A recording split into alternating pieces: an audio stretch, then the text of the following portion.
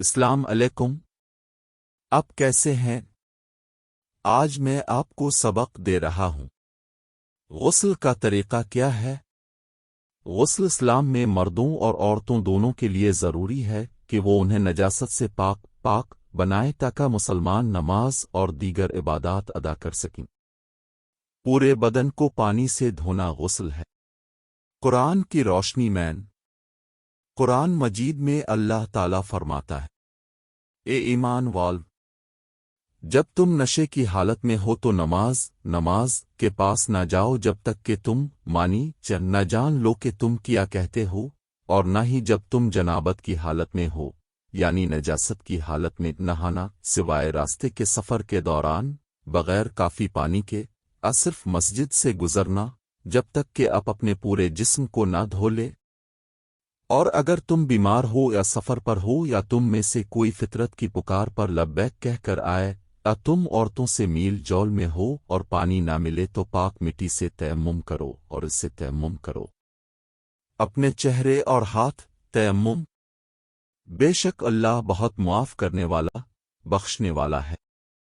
حدیث کی روشنی میں حضرت محمد صلی اللہ علیہ وسلم نے غسل کیسے کیا؟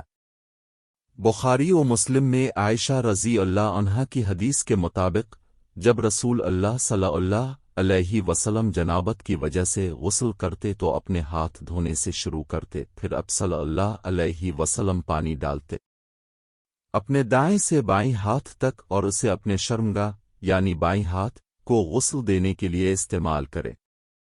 پھر وہ وضو کرتا، پھر اس نے کچھ پانی لیا اور اپنی گیلی انگلیاں اپنے بالوں کی جڑوں میں ڈالے، پھر وہ 3 مٹھی بھر پانی لے کر اپنے سر پر پھینک دیتا، پھر وہ اپنے باقی جسم کو پانی سے سیر کر لیتا۔ اس کے بعد وہ اپنے پاؤں دھوئے گا۔ یہ جملہ مسلم نے بنایا ہے۔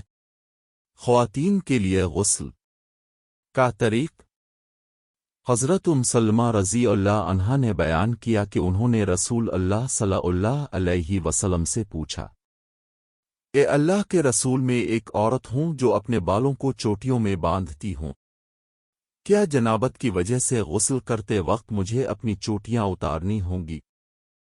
حضرت محمد صلی اللہ علیہ وسلم نے جواب دیا، نہیں، یہ کافی ہے کہ آپ اپنے سر پر 3 بار پانی ڈالیں اور پھر اپنے باقی جسم پر، یہ آپ کو پاک صاف کر دے گا۔ نیز اگر مسلمان عورت حیض یا نفاس ختم ہونے کے بعد غسل کر رہی ہو تو اسے چاہیے کہ مشک کی خوشبو والے کپڑے کا ایک ٹکڑا لے کر غسل کے بعد 3 بار اپنی شرمگاہ کا مسح کرے۔ حضرت عائشہ رضی اللہ عنہا فرماتی ہیں کہ ایک انصاری عورت نے نبی کریم صلی اللہ علیہ وسلم سے پوچھا کہ حیض سے فارغ ہو کر غسل کرنا کیسا ہے؟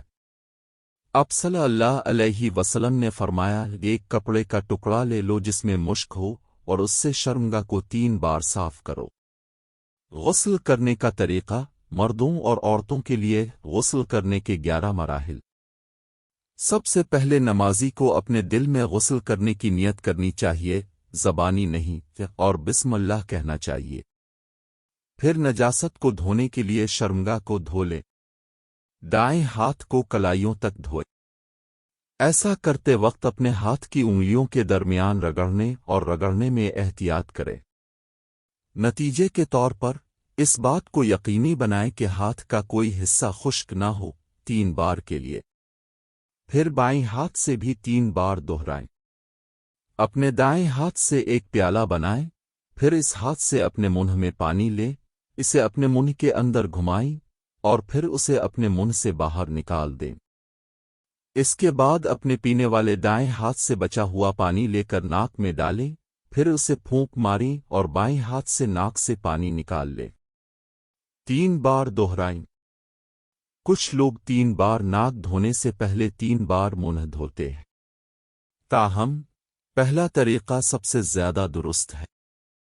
بالوں کی لکیر سے جبڑے کی ہڈی اور ٹھوڑی تک اور کان کے شروع سے لے کر کان کے شروع تک 3 بار چہرہ دھوئے۔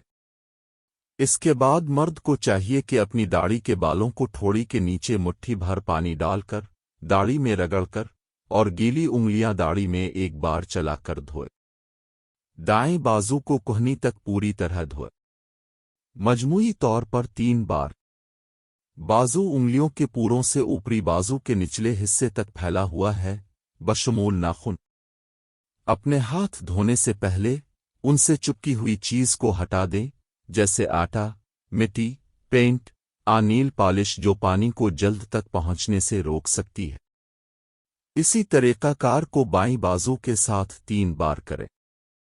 سر کو پانی سے 3 بار بالوں کی جڑوں تک سیر کریں۔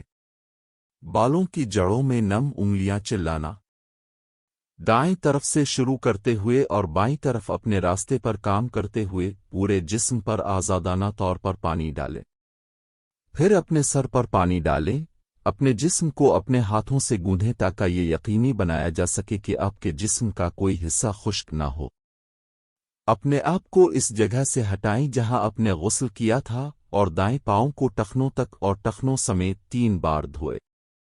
آپ کو اپنی انگلیوں کے درمیان پانی میں اپنی چھوٹی انگلی ڈبونا چاہیے اور پھر اپنے پیروں کو دھونا چاہیے۔